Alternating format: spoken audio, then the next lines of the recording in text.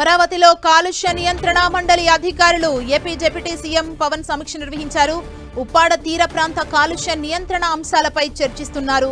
కాకినాడ జిల్లాలోని పారిశ్రామిక కాలుష్యం, మైనింగ్ కారణంగా తలెత్తుతున్న కాలుష్య సమస్యలపై ఆరా తీస్తున్నారు. కాకినాడలో చేపట్టిన మత్స్యకారులతో మాటామంతిలో మత్స్యకారులు ప్రస్తావించిన అంశాలను, వారి సందేహాలపై పీసీబీ నుంచి వివరాలు తీసుకున్నారు. పొల్యూషన్ ఆడిట్ కి అనుసరించాల్సిన విధి విధానాలపై దిశానిర్దేశం చేస్తున్నారు పవన్.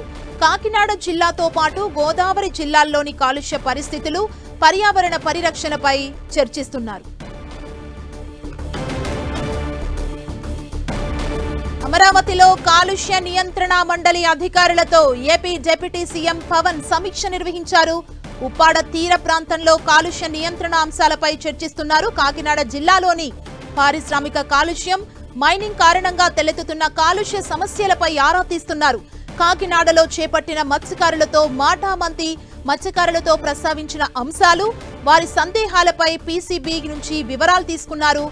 పొల్యూషన్ ఆడిట్ కి అనుసరించాల్సిన విధి విధానాలపై దిశానిర్దేశం చేస్తున్నారు పవన్. కాకినాడ జిల్లాతో పాటు గోదావరి జిల్లాల్లోని కాలుష్య పరిస్థితులు, పర్యావరణ పరిరక్షణపై చర్చిస్తున్నారు.